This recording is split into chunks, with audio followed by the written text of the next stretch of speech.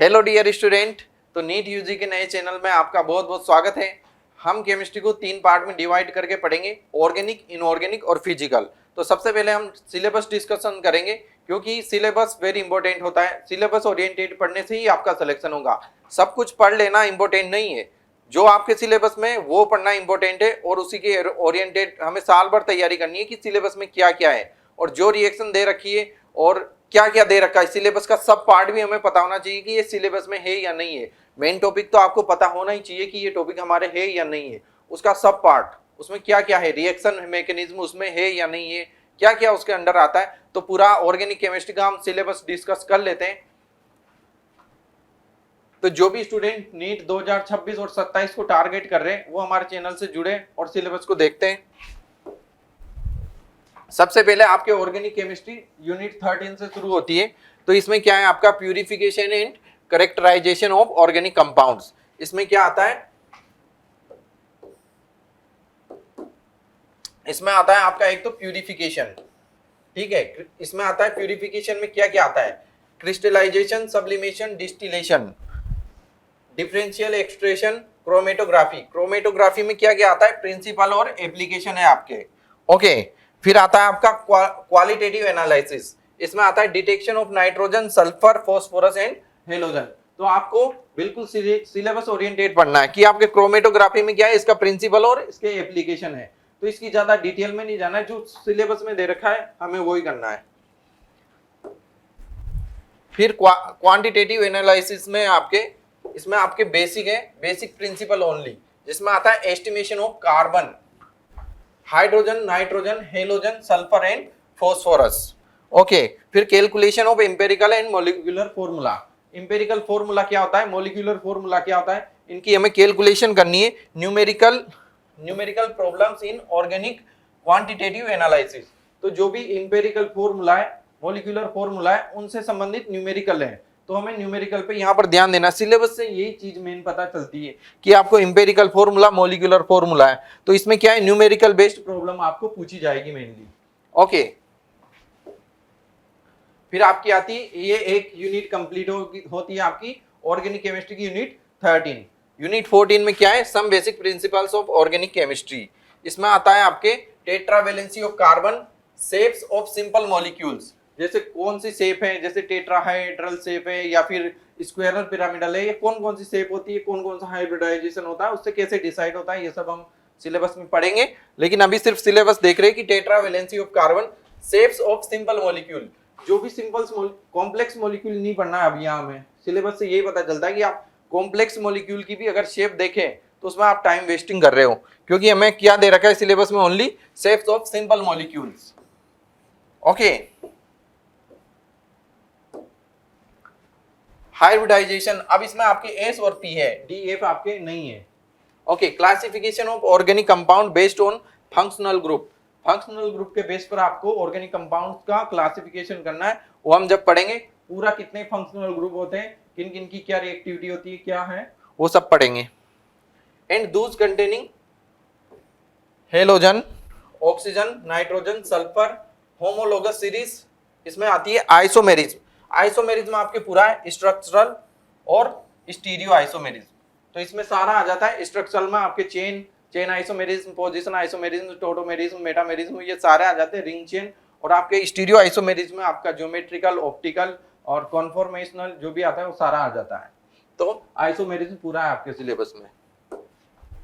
Okay, फिर nomenclature पढ़ना है, trivial and IUPAC. That means आपको एक तो कॉमन नेम है और एक आईयूपीएसी नेम है, तो दोनों पढ़ना है। Covalent bond fission, homolytic and heterolytic.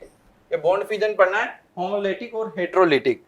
Free radicals, carbocations and carbanions, और इनकी stability, stability of carbocation, free radicals and electrophile और न्यूक्लियोफाइल, इनकी स्टेबिलिटी के बारे में पढ़ना है। ओके, तो हमें होमोलिटिक, हेट्रोलिटिक, बॉन्ड फिजन के बारे में पढ़ना है। फिर फ्री रेडिकल, कार्बोकेटाइन और कार्बोनाइन जो आपकी स्पीसीज बनती है इंटरमीडिएट के रूप में, उनको पढ़ना है और उनकी स्टेबिलिटी के बारे में हमें पढ़ना है। इलेक्ट्रोफाइल क्या होते हैं, न्यूक्लियोफाइल क्या होते हैं, इनकी स्टेबिलिटी कैसे डिसाइड होती है, वो हमें पढ़ना है। Electronic displacement in A covalent bond. अब आपको पढ़ना है इंडक्टिव इफेक्ट, ये आपके मेन है, ये जीओसी में पढ़ाएंगे आपको। Inductive effect, electromeric effect, resonance और हाइपर कॉन्जुगेशन, ये 4 टॉपिक आपके वेरी इंपॉर्टेंट है जीओसी में, इनको डिस्कस करेंगे। जनरल ऑर्गेनिक केमिस्ट्री के नाम से इनको डिस्कस करेंगे। Inductive effect, electromeric effect, resonance और हाइपर कॉन्जुगेशन को क्या होते हैं, इनकी क्या स्टेबिलिटी वगैरह जो भी पूरा डिटेल्स है वो डिस्कस करेंगे जब हम जीओसी पढ़ेंगे।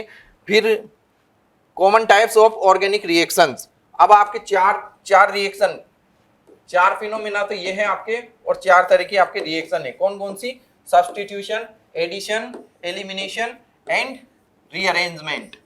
ओके, ये 4 तरह की आपके रिएक्शन है। अब इनके अंदर इलेक्ट्रोफिलिक, न्यूक्लियोफिलिक और फ्री रेडिकल, ये भी सेम, तो ऐसी सारी डिटेल से पढ़ेंगे इनको, तो ये भी हम जीओसी में पढ़ेंगे। रिएक्शन मैकेनिज्म में जीओसी पढ़ेंगे तो उसमें ये भी हम पढ़ेंगे, चारों तरह की रिएक्शन, इनकी क्या होती है रिएक्शन मैकेनिज्म वगैरह पूरा डिटेल से।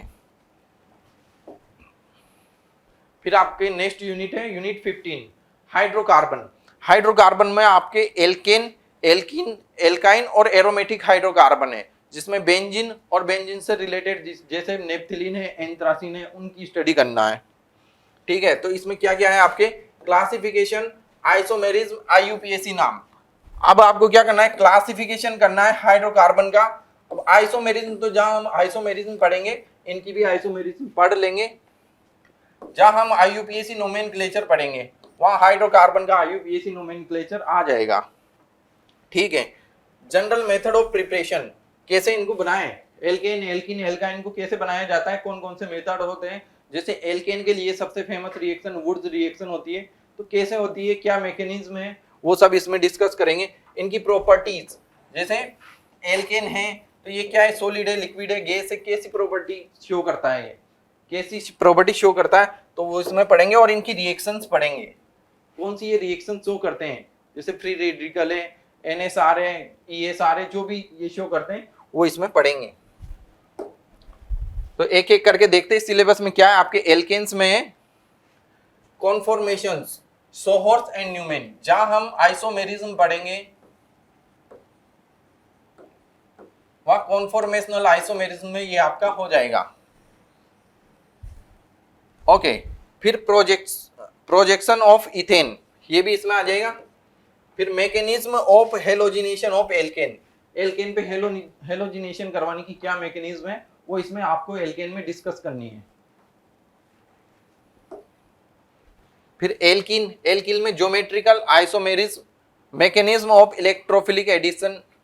अब आपको ज्योमेट्रिकल आइसोमेरिज्म, ये एल्कीन की जहां हम जीआई पढ़ेंगे वहां पर ये पढ़ लेंगे। फिर mechanism of electrophilic addition, addition of hydrogen, halogen, water, hydrogen halides, मतलब HX, ये HOH हो जाएगा। दैट मीन्स वाटर का, हेलोजन का और हाइड्रोजन का, ये हाइड्रोजन का, हेलोजन का, वाटर का और HX का, इस पर क्या, एल्किन पर एडिशन करवाना है हमें। मार्कोनिकोफ और एंटी मार्कोनिकोफ रूल को ध्यान में रखते हुए, मार्कोनिकोफ रूल है आपके सिलेबस में, एंटी मार्कोनिकोफ रूल है, और ये सारे एडिशन है। कौन कौन से, हाइड्रोजन, हेलोजन, वाटर, HX, मतलब halogen halide, hydrogen halide. Okay, ozonolysis है आपके और पॉलीमराइजेशन है। तो आपके सिलेबस में एल्किन में ये हमें पढ़ना है, ओजोनोलाइसिस पढ़ना है और पॉलीमराइजेशन पढ़ना है। फिर एल्काइंस में क्या है, acidic character, addition of hydrogen, halogen, hydrogen halide और इसमें पॉलीमराइजेशन, ये एल्काइन में आपको पढ़ना है। तो एल्काइन में क्या क्या है, एडिशन, बेसिकली ये एडिशन रिएक्शन देती है, तो हाइड्रोजन, हेलोजन, हाइड्रोजन हेलाइड और पॉलीमराइजेशन, ये एल्काइन की ये पढ़नी है हमें। अब एरोमेटिक हाइड्रोकार्बन्स में क्या है आपके सिलेबस में, मेनली बेंजीन है, बेंजीन से रिलेटेड है सारा। जैसे नोमेनक्लेचर हम आईयूपीएसी में पढ़ लेंगे, तो इसके लिए स्पेशली पढ़ने की जरूरत नहीं पड़ेगी। जब हम आईयूपीएसी पढ़ेंगे और जब हाइड्रोकार्बन तक आएंगे तो उससे पहले हम आईयूपीएसी पढ़ लेंगे, तो हमें हर चैप्टर में अलग अलग से नोमेनक्लेचर की जरूरत नहीं पड़ेगी, आइसोमेरिज्म की भी जरूरत नहीं पड़ेगी। ओके, तो nomenclature, benzene structure and aromaticity. अब एरोमेटिसिटी क्या होती है, उसकी क्या mechanism of electrophilic substitution halogen and nitrogen, तो ये इसमें पढ़ना है। Friedel Craft alkylation and acylation, directive influence of functional group in mono substitution substitute benzene. तो फ्रीडेल क्राफ्ट रिएक्शन क्या होती है, मेन सिलेबस में आपके फ्रीडेल क्राफ्ट है। जब बेंजीन पर आप टोलुइन पर आप AlCl3 की प्रेजेंस में रिएक्शन करवाते हो तो क्या होता है, तो वो रिएक्शन आपके सिलेबस में मेन ये है आपके एल्काइलेशन एंड एसिलेशन। फिर directive influence of the functional group in mono substitutes benzene, तो ये आपके सिलेबस में है। फिर यूनिट 16 आती है, organic compound containing halogen. That means इसमें क्या है आपके एल्किल एंड एरिल हैलाइड। ये आपके 11th और 12th सारा मिक्स, जो भी नीट का पूरा सिलेबस है उसकी डिस्कस कर रहे हैं हम। ये ओनली 11th का नहीं है, ओनली 12th का नहीं है, कंप्लीट नीट का सिलेबस ऑर्गेनिक केमिस्ट्री डिस्कस कर रहे हैं। तो यूनिट 16 क्या है, organic compound containing halogen, general methods of preparation, properties and reactions, nature of CX bond, nature of CX bond, mechanism of substitution reaction. Okay, uses, environmental effects of chloroform, iodoform. क्या होता है chloroform, CHCl3, ये chloroform, iodoform, DDT, ये क्या कीटनाशक होता है, dichloro डाइफ्लोरो trichloro ethane कुछ करके होता है। तो इसके बारे में हमें पढ़ना है इस चैप्टर में। फिर आती है आपकी unit 17, organic compound containing oxygen. अब ऑक्सीजन कंटेनिंग जो भी ऑर्गेनिक कंपाउंड होता है उसकी स्टडी इस चैप्टर में करेंगे। General method of preparation, properties and reactions and uses. आपको किस चीज पे ध्यान देना है, जनरल मेथड ऑफ प्रिपरेशन पे। सारे जो सारा सिलेबस है आपका इसी के इर्द गिर्द घूमता है। जैसे ये था हेलोजन, इसमें भी क्या था, जनरल मेथड ऑफ प्रिपरेशन, फिर उनकी प्रॉपर्टीज है, रिएक्शन है और उनके यूजेज है। तो मेनली सभी चैप्टर में क्या करना है, एक तो general method of preparation, properties, reaction and uses. Okay, इसमें आपको एल्कोहल, फिनोल, ईथर इसमें पढ़ना है। एल्डिहाइड, कीटोन, इनको कार्बोनिल कंपाउंड बोलते हैं, ये इसमें पढ़ना है। और कार्बोक्सिलिक एसिड, कार्बोक्सिलिक एसिड में क्या पढ़ना है, mainly acidic strength and factor affecting it. Acidic strength को कौन कौन से फैक्टर है जो अफेक्टेड करते हैं वो इसमें पढ़ना है। तो कार्बोक्सिलिक एसिड में मेनली मेंशन कर रखा है स्पेशली एसिडिक स्ट्रेंथ और फैक्टर अफेक्टिंग इट, तो हमें यही पढ़ना है। ये आपके कार्बोनिल कंपाउंड है और ये एल्कोहल, फिनोल, ईथर है। तो यूनिट 17 में आपको क्या क्या पढ़ना है, alcohol, phenol, ether, aldehyde, ketone और carboxylic acid. Okay, now unit 18, organic compound containing nitrogen. अब इसमें आपको क्या पढ़ना है, अमाइंस पढ़ना है, डाइएजोनियम सोल्ट पढ़ना है। एमाइंस में क्या पढ़ना है, एमाइंस, एनिलीन वगैरह, इनकी रिएक्शन, प्रिपरेशन जो भी है इसमें क्या दे रहेगा, general method of preparation, properties, reaction and uses. सारे चैप्टर में ये कॉमन है आपके। अब आता है आपका लास्ट चैप्टर ऑर्गेनिक केमिस्ट्री का, बायोमोलिक्यूल।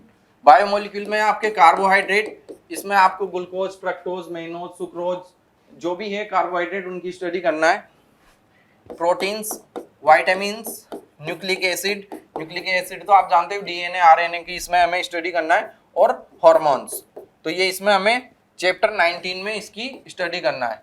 तो ये आपका ऑर्गेनिक केमिस्ट्री का कंप्लीट सिलेबस है। आप सिलेबस को अच्छे से पढ़ो, पहले सिलेबस आपको ध्यान में होना चाहिए, एक एक पॉइंट ये हमारे सिलेबस में क्या क्या है, और हमें सिलेबस ओरिएंटेड पढ़ने से ही सफलता मिल पाती है, इसलिए सिलेबस बहुत जरूरी है। तो मिलते हैं नेक्स्ट लेक्चर में, तब तक आप अपनी पढ़ाई जारी रखिए। Thank you so much, bye bye.